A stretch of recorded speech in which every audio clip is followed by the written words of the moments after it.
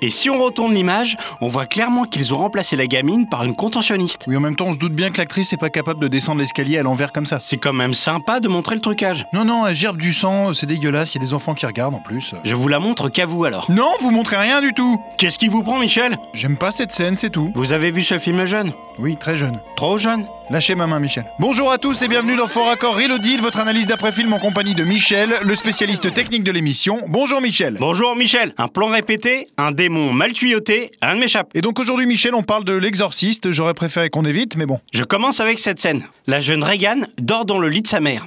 Elle porte une chemise de nuit de couleur bleue. À ce stade, c'est encore une gentille fille. Elle s'est pas fait totalement posséder par le diable. C'est pas le diable, c'est le démon Pazuzu. Pazuzu? Oui. C'est marrant ce nom. Bref, j'avance un peu, la mère s'est levée. Regan est restée au lit. Sauf que sa chemise de nuit est devenue rose. Ah oui, bien vu Michel. Ça, c'est le genre d'erreur bête qui pourrait facilement être évitée. Oh putain, j'aurais dû être là, j'y étais pas.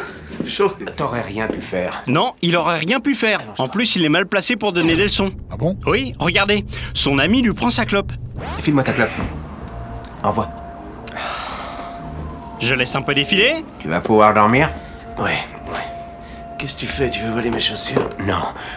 Je lis l'avenir en observant leur usure. Là, la cigarette passe dans sa main droite. Carras lui attrape le bras et ni vu ni connu, réussit à récupérer sa clope. Un vrai tour de passe-passe. Je croyais que j'avais affaire à un expert. Il n'y a pas d'expert. C'est vrai Michel, hein, sans vouloir vous vexer, vous nous avez habitués à mieux. Je fais crescendo. Crescendo. Exactement. Alors regardez cette scène maintenant. Le père Mérine va dans la salle de bain. Ici, on remarque bien sa soutane et son écharpe. Où ça? Là, sur la rambarde. Ah oui, ok. Je laisse un peu défiler. Voilà. Le père Carras se lève à son tour et se dirige vers la chambre de la fillette. Mais sur la rambarde... Plus de vêtements. Exactement. Et d'après vous, pourquoi? Parce que c'est un faux raccord. Oui, mais un faux raccord de montage, pas de tournage. En réalité, ce plan du père Carras ne devait pas être utilisé à ce moment-là du film, mais 5 minutes plus tard.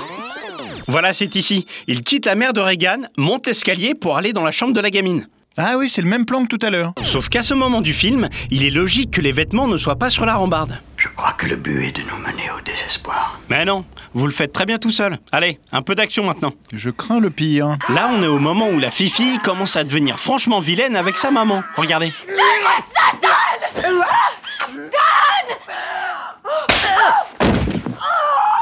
Alors bien sûr, à première vue, rien à signaler. Mais si je fais un arrêt sur image, juste ici, alors vous apercevez un câble qui sert à tirer l'actrice en arrière pour que le choc soit plus violent. Oui, alors d'ailleurs, pour la petite histoire, l'actrice Ellen Burstyn en a gardé des séquelles à vie, quand même. Après la première prise, elle a demandé au réalisateur qu'on tire moins fort sur le câble. Malgré ça, le technicien a tiré encore plus fort et elle s'est blessée. Maintenant, repassez là, vous allez la voir sous un autre angle, la scène. Ah oui, la pauvre, elle a dû morfler, dis donc. Est-ce que c'est fini? Non.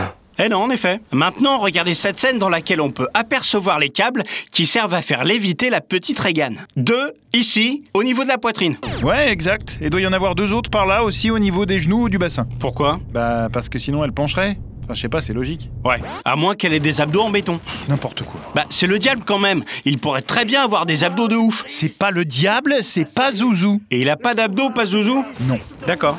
Maintenant, regardez cette séquence. Vois ce crucifix.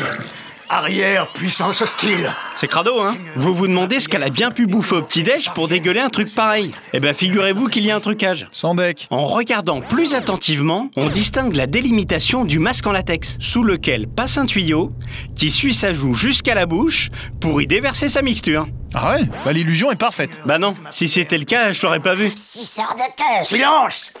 Il a raison, tais-toi, vilaine. Et je termine avec la scène de l'escalier, dans laquelle... Non, Michel, je vous ai dit non, Michel. Je rigolais, ça va. Bon bah, j'ai terminé du coup. C'est sans importance. Bonsoir.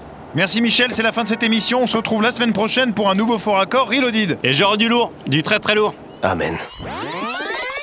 Ça vient d'où votre démon là, Pazuzu? Dites pas trop son nom quand même, ça pourrait porter malheur. Pazuzu! Arrêtez, sérieusement. Pazuzu, viens en moi! Arrêtez Michel, c'est pas drôle.